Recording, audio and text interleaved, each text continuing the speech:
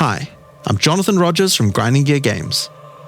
Now, it's no secret that we need to make some improvements to the endgame, and the plan has been to do some pretty major changes in 040, but we realized it might be nice to iterate on some of the more mechanical changes in 031, and just save the new content for 040. That way we can get a chance to test some of these things a bit earlier. A major concern for players are the mechanics around towers. Players don't like having to find towers to juice their maps, and don't enjoy needing to find multiple overlapping towers to get the best outcomes. In order to fix that, you no longer need towers to use tablets. Instead, tablets can now be placed in the map device to add their bonuses directly to your maps.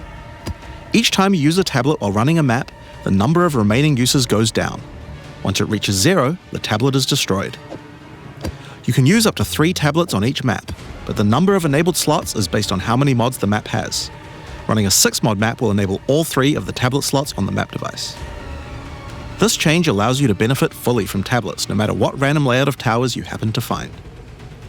Towers can still be used to gain visibility on the atlas, and they'll also drop an extra tablet as a reward for completing them. Something we've never really been happy with was the base experience of how you complete a map. In PoE 2, we wanted boss fights to feel challenging and rewarding, so we decided to make bosses spawn only in some maps. In all the other maps, the completion condition for the map was killing all the rare monsters. However, we don't really feel this is that enjoyable. It tends to degenerate into just following minimap icons. In order to address this, we're now making all maps contain map bosses. To complete the map, just kill the map boss. You no longer need to kill any rares, and you can do as much or as little of the rest of the map as you please. We still want some map bosses to be more challenging and rewarding though. The existing icons that currently indicate that there's a map boss now instead mean that the map boss of the area will be extra challenging, with more rewards and the map tier upgrade. We also wanted to improve the base experience of mapping in other ways by making sure that there is at least a guaranteed minimum amount of bonus content in each map.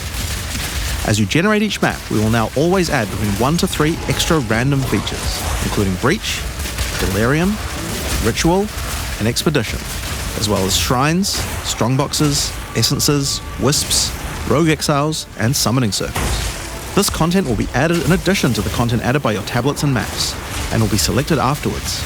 This means that if you have a mob that adds an Expedition which can't have more than one in a map, then we'll make sure to select something else instead. With both this change and the tower change, content icons for Breach, Delirium, Ritual, and Expedition have been removed from the atlas.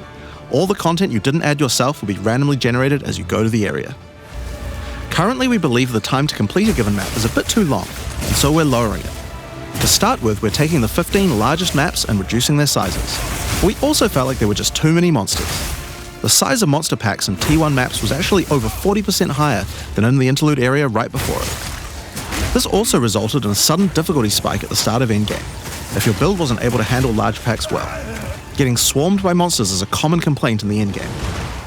To address that, we're lowering the number of monsters and monster packs at the start of the endgame by 30%. As you go through the tiers, the number of monsters will increase so that by tier 15 it's the same as it was before. This will also increase the difference between map tiers. We're also making a change that PoE 1 already had, where maps with very open layouts have slightly lowered pack density compared to the more closed indoor maps. This was done in order to prevent you getting swarmed too much in open maps, and so we're doing this for PoE 2 as well. This should significantly reduce the time taken to clear maps, and reduce the difficulty that many players are experiencing as they enter the endgame. Now, there are still a lot of other new features and content that we want to add to the endgame, but we believe that these changes are a good step towards improving the base experience of mapping.